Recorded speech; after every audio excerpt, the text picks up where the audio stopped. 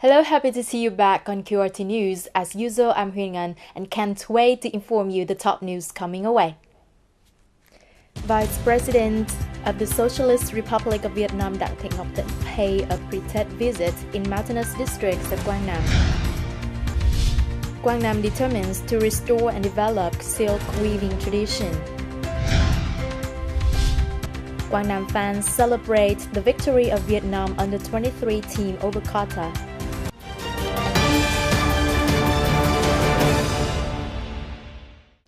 As you can see today, I turn up in a different look red t-shirt with a golden star in the middle, which symbolizes the national flag of Vietnam, to celebrate the historic victory of Vietnam over Qatar in the Asian Football Confederation Under-23 Championship. The stout and courageous fighting spirit of Vietnamese under-23 team through the journey from the group stage with Australia, then the quarterfinals with Iraq to beating Qatar in the semifinals has written up a heroic page in Vietnam's football history. For the first time, the Vietnam under-23 football team has become the first Southeast Asian team to make their name in the final of the continent's championship. 3 p.m. today, while our program is being broadcasted, the boys are trying their best to continue writing their fairy tales when facing Uzbekistan for the gold medal. It's really hard to express my feeling now, the emotions that I've never had in my life. And now let's look back those wonderful moments, at the ecstasies and exploding joy of the fans in the semi-final between Vietnam and Qatar, the historic match that brings Vietnam to the final with Uzbekistan today. Together with millions of Vietnamese people across the S-shaped country, the peoples of Quang Nam also choose their own cheering and celebration that are unprecedented. People from all walks of life, regardless of ages and gender, all filled up the coffee shops on every street, and they erupted into screams and tears right after the successful penalty shoot of Van Thanh. They are true warriors in the battle, so happy, so emotional.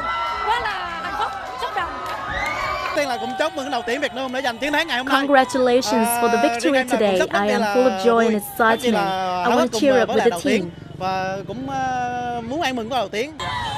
As soon as the match ended, thousands of fans in Tam Kỳ City, Quang Nam Province, poured out onto the streets to celebrate.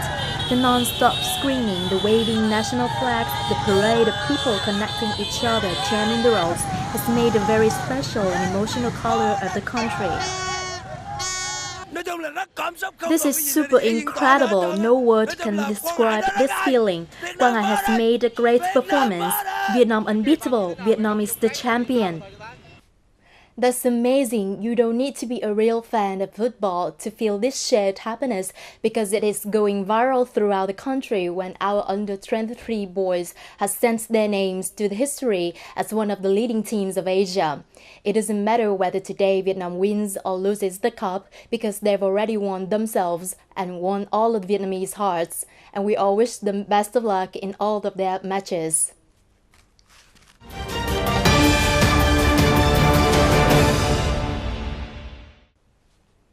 We'll continue the bulletin with all the notable news. Vice Presidents of the Socialist Republic of Vietnam Đặng Thị Ngọc Thịnh paid a pre-TED visit to heroic Vietnamese mothers, soldiers, and the poor people in Tây Giang and Đông Giang districts on January the 25th and 26th. At her working session with leaders and officers of Tây Giang district, Ms. Đặng Thị Ngọc Thịnh highly appreciated the achievements acquired by the party, government and the people of Tây Giang since its re-establishment. The Vice President expressed her expectation that the local government continue to promote their solidarity and try their best to sustainably build and develop the homeland.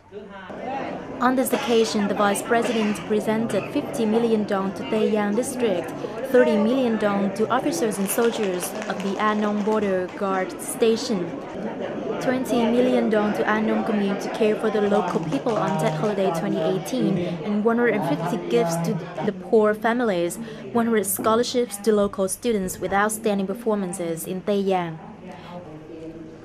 Visiting Đông Giang districts, the Vice President Đặng Thị Ngọc Thịnh highly appreciated impressive results of this mountainous district with the ratio of poverty reduction at nearly 7%. She expressed her hope that Dongyang will promote special strengths to develop the economy and society. In particular, this district needs to maintain and promote cultural values of ethnic minority people, preserve the solidarity of the whole country, and ensure the national security. The vice presidents gave 100 scholarships to underprivileged students, 100 gifts to poor families, and 50 million dong to Dongyang People's Committee.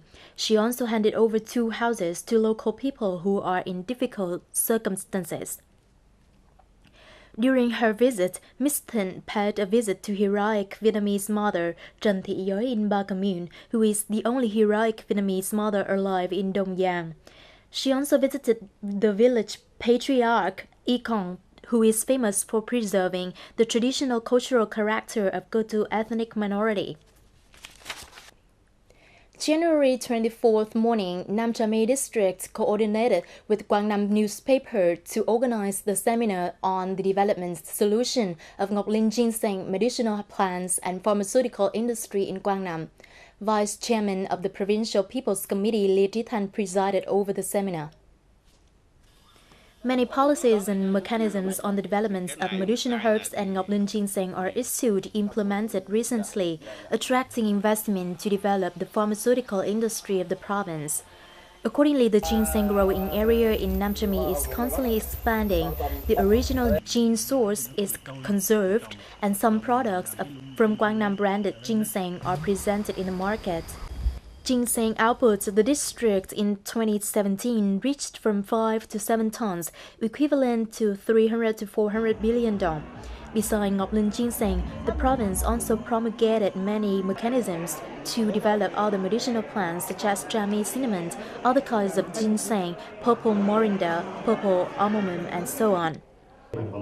The seminar has received many opinions from localities, enterprises, and researchers on the development mechanism for medicine, assisting enterprises to invest in processing plants to make products from ginseng, medicinal herbs, and launch them out to the market.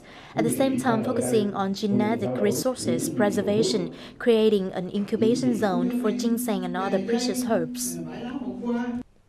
January the 25th morning, in Hoi An City, the Provincial People's Committee coordinated with Quang Nam Silk Joint Stock Company to hold a conference on traditional silk and brocade profession in Quang Nam, current situation and lasting development solutions. Many presentations by silk experts in the workshop affirmed that the central region, especially Quang Nam, has the potential and advantages for silkworm feeding and silk weaving tradition. The weather and soil condition in the central is very suitable for growing mulberry and feeding silkworm. In the early 1980s, the central provinces like Quảng Nam, Đà Nẵng, Quảng Ngãi, and Bình Định had a very developed silk production. With good market prices at present, if we already have the tradition, we definitely have the conditions to recover this craft. Currently, there are only 11 hectares of mulberry left in the province, mainly in some communes of Yushin district.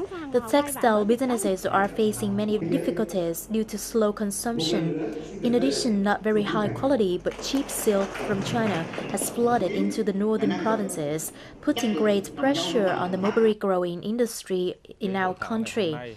Therefore, the workshop aims to find solutions to restore and develop the silkworm rearing profession. The most important thing is how to bring a sustainable income to people. We have to form a good connection to the domestic and international. The government needs to study the mechanisms and policies to tighten the relationship between people and enterprises, creating a stable material area, producing a variety of product types and models, meeting the demands from both home and abroad. At the workshop, Vice Chairman Lê Trí Thanh also said that Quang Nam is determined to build long-term solutions to restore the traditional silk weaving. According to current studies, the world market is still 40% under the silk demand. Vietnam has many competitive advantages in this sector, including Quang Nam with the available potential. If there is interest for investment and possible solutions, the mulberry growing and silkworm rearing tradition will be restored. The Public Administrative Center of Tamkei City officially went into operation this week, located at number 159 Trương Nữ Phương Street. This center is expected to deal with 196 administrative procedures, covering 25 fields of 14 units, with the objective of reducing 25% of the processing time. At the opening ceremony, Ms. Nguyễn Thị Én, Vice Head of Justice Committee Division of Tamkei City, was officially appointed as the head of the center. There will be 38 civil servants and officials to work at the center. It is reported that this is the second public administrative center at district level operated in the whole province so far. The 2018 Spring Promotion Market in Quang has just opened on the afternoon of January the 24th at the courtyard of the Provincial Cultural Center. With the theme responding to the campaign Vietnamese People Use Vietnamese Goods, the fair attracts around 350 booths from nearly 200 enterprises, craft villages, and producing facilities with a wide variety of products. Especially this fair has the presence of many local specialities. Quang 2018 Spring Fair not only has the economic purposes of stimulating consumption and stabilizing the market price on Tet holiday, but also aims to support trade promotion, propagating local potential and products, meeting the demand for diverse commodities of consumers throughout the country. We now come to the end of the bulletin. Please log on the website QRT.vn for more news and updates. Thank you for being with us and see you next time.